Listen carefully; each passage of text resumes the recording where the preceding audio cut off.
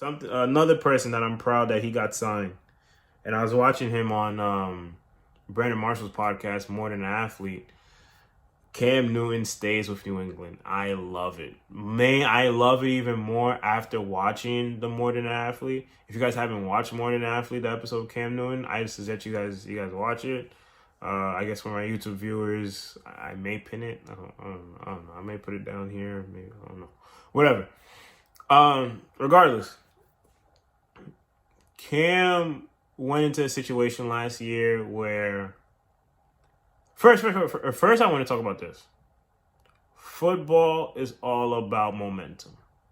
It's all about momentum. Basketball, there's runs and stuff, there's runs. But football, there's I wouldn't call it a run, but there's a momentum swing. Like one of the biggest momentum swings in football, I believe, are 3 and outs at the end of the half. Like when I say the end of the half, I mean 20 seconds left in the half, and then the defense gets a 3 and out.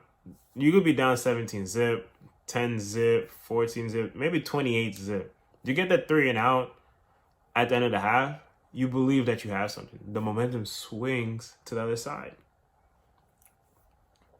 Cam Newton, with no training camp, no OTAs, no nothing, first 2 weeks, beats the Dolphins, which we later find out they should have been a playoff team. I understand you put in Tua, but I believe they put in Tua too early. Whatever. Okay, you played the Seahawks. The Seahawks at that time, and I still believe the Seahawks were still a good team going into the playoffs.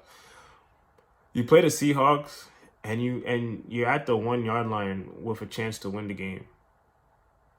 At the 1 yard line with a chance to win the game. Okay, you 1-1. You beat up on the Ravens. The turning point game.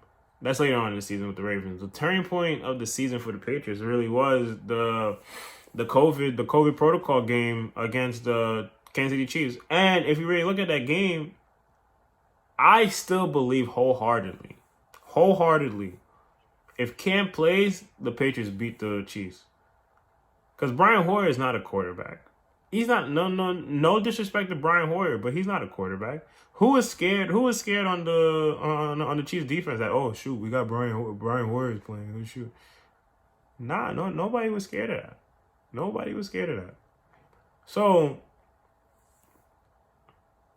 Cam and also Cam talks about it in the podcast that he's out, but they're still moving on without him. Which that's just life. Your job is gonna move on without you if you're I guess unless you're not the CEO or the owner or whatnot. Well, I don't know. But most jobs, your job moves on without you if you're not there. If you're out on sick, So then he comes back in. He has to learn all this new terminology. He has to do this and that.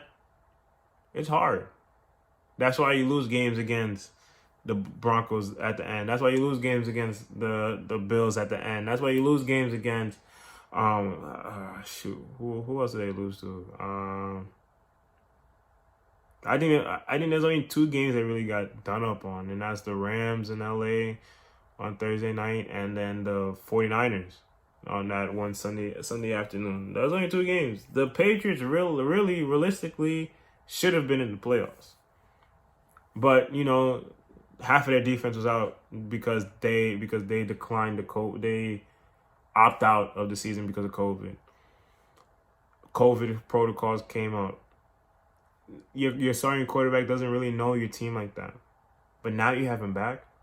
You're going to have a mini camp. You're going to have OTA. You're going to have a training camp with him. And which brings me up to my next topic. You guys are spending money. The Patriots are spending money. I seen something. It said the Patriots for the past 4 seasons or something like that haven't spent over $400 million in the free agency. They have spent almost $400 million in 3 days of free agency. So your coach Bill, which this is my theory. You know, I'm a conspiracy theorist. Conspiracy theorist. Yes, conspiracy theorist. Bill saw Tom Brady win that Super Bowl, and he's like, "All right, bet that you know that Cam Newton gif where like you see Cam with the towel on his head, and he's like, all right, okay, I'm gonna get one right now." That's exactly what Bill's doing right now. Bill wants to get another one after seeing Tom Brady get one. And he's doing all this stuff. Got Matthew Judon, got Kendrick Bourne, got Nelson Aguilar. Nelson Aguilar, by the way, we were talking mess about him, but he had a pretty good season down in Las Vegas. Really good season down in Las Vegas.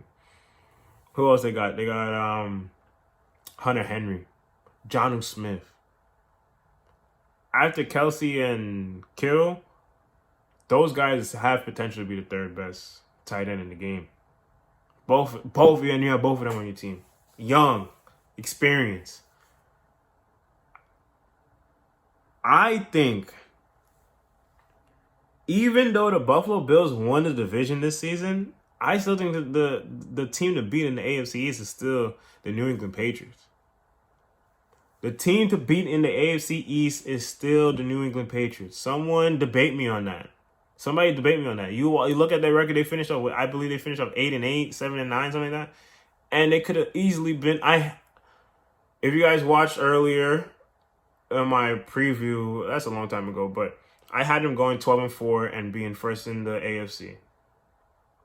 A couple breaks because not a lot of games. Like I said, the 49ers game and then the Rams game, they were out of it. They had no chance. But every other game, they were in it. They could have easily been 12-4. Man, hey, I'm excited for the Patriots. I'm not gonna lie. I'm so excited for the Patriots. Another.